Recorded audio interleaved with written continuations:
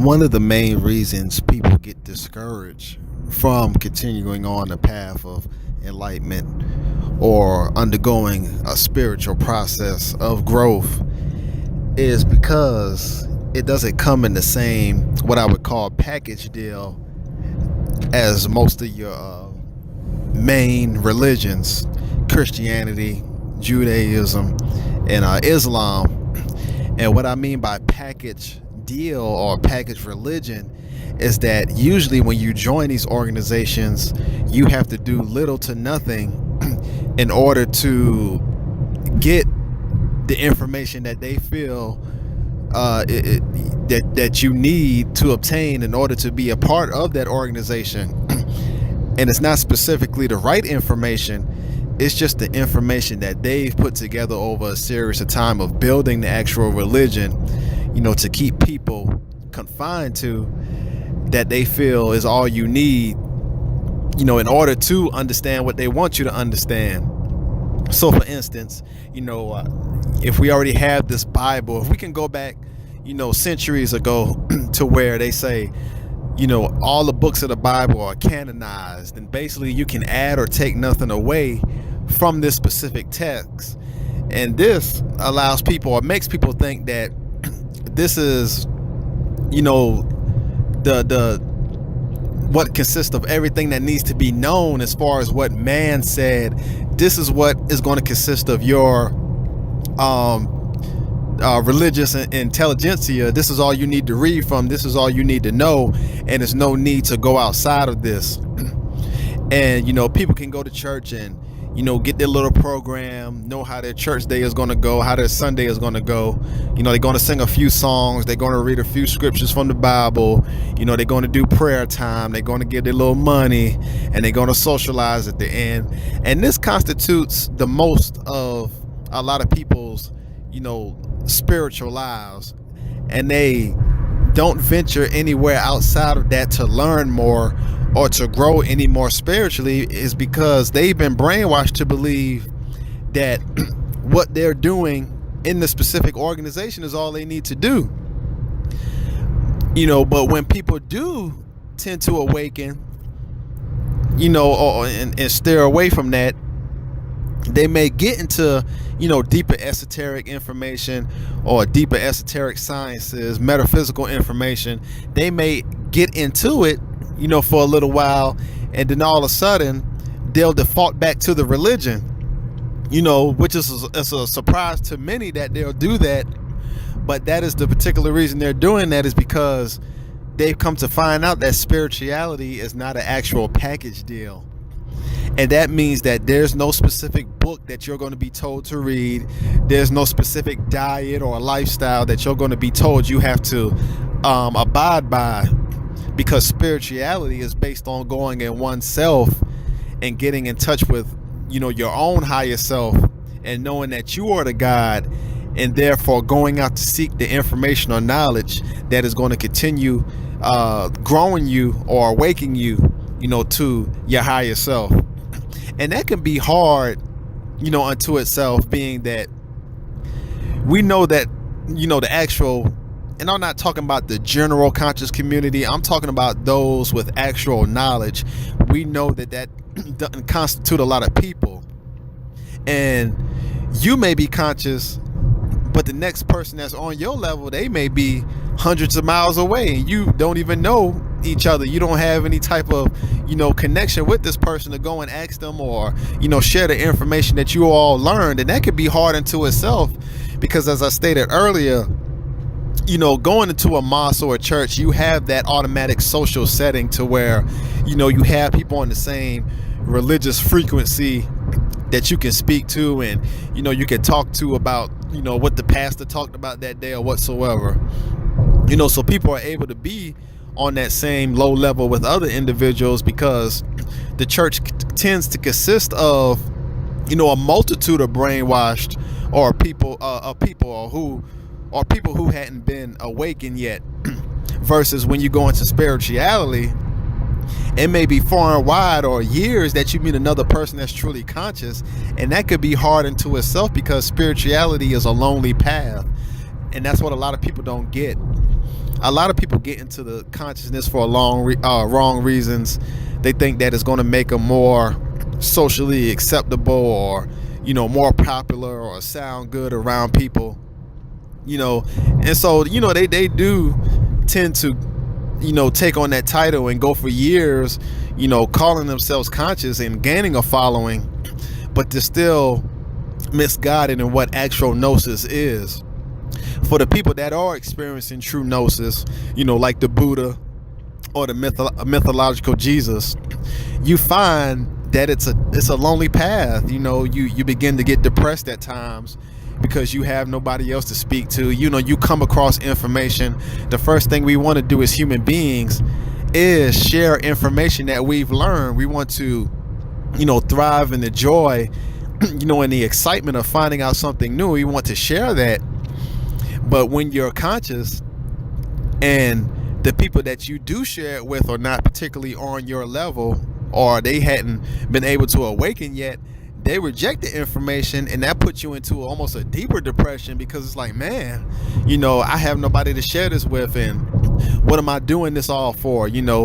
Because we're still stuck on the egotistical religious level that we're always supposed to have somebody to confide in when we do come across some type of information.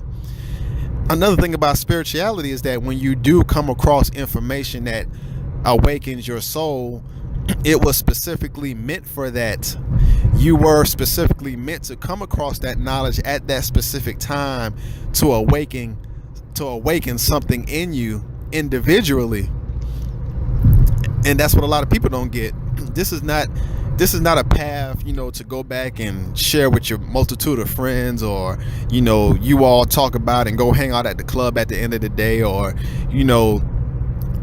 should seek to be gaining a mass following off of, because true spirituality is an individual path. And like I was saying before, this is why a lot of people veer off of the path, because it becomes too hard, and they're used to having that social setting or other people they can speak about the information they're in. They can speak to other people about and they come to a consensus on that information.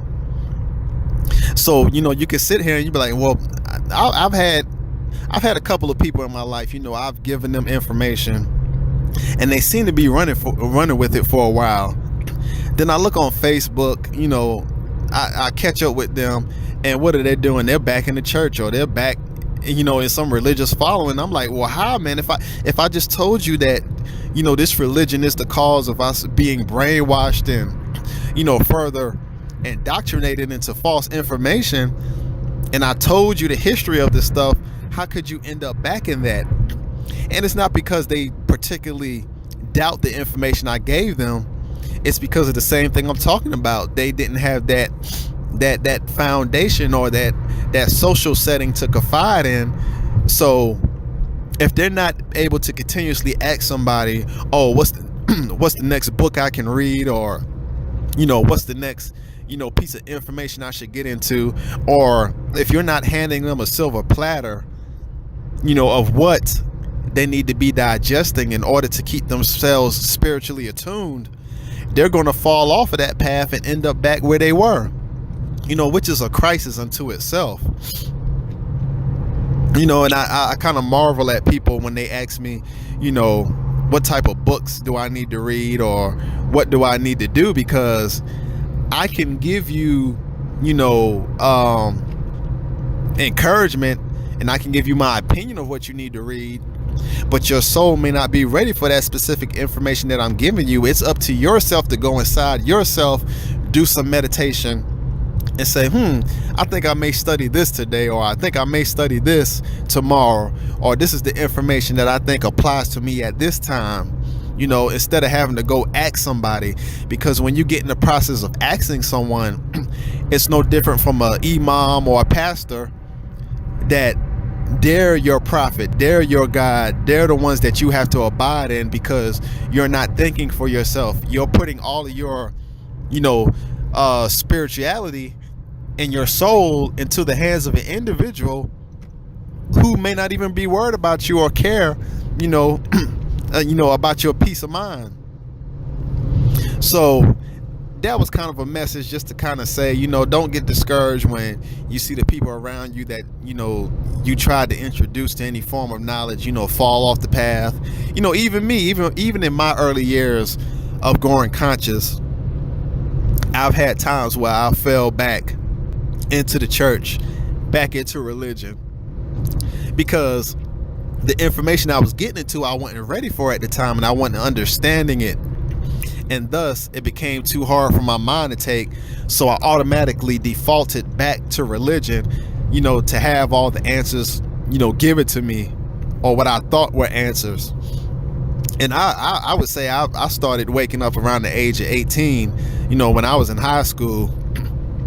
And and specifically, I was part of the, I wasn't part of, but I was studying heavily, Dr. York's material. And if anybody has read his material, he can get real deep, with the stuff he's teaching. And if you don't have someone there actually breaking it down for you, the science of it and what he's actually talking about and how to apply it, you can get lost, get confused, or just go mad just by reading that information. Because what I was trying to do back then, I was trying to read every book that I could get my hands on by Dr. York, not realizing that, it's not about the quantity, but the quality of the information, and whether my soul was ready to delve into that at the time. At times, my soul wasn't ready to get into the complex of information I was trying to research and read up on. And so I would kind of take it as, oh, well, I'm not getting it, so this must not be a genuine path, or this must not be information I need to know. So I defaulted back to the church, until a few years ago, where I kind of finally got out of that process as I've matured in age and come to a higher understanding of gnosis. And another thing with that is that your heart has to continue vibrating on a certain frequency in order to remain conscious. And this is what a lot of people don't understand as well. It's not like a religion to where, well, I know I got to go to church today, so I'll roll up out the bed and put on my suit, and I'll go sit in the church today to, receive my good praise from God and, receive attention or whatsoever. And that'll be the span of my spirituality today.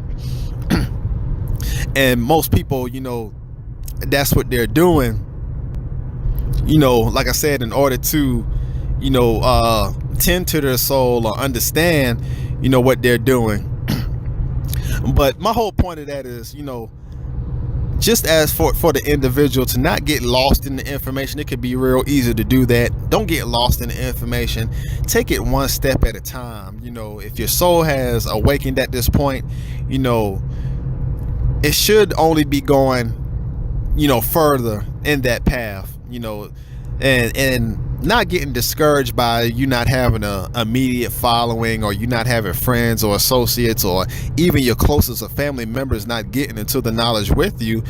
Because like I said, spirituality is an individual path. But peace.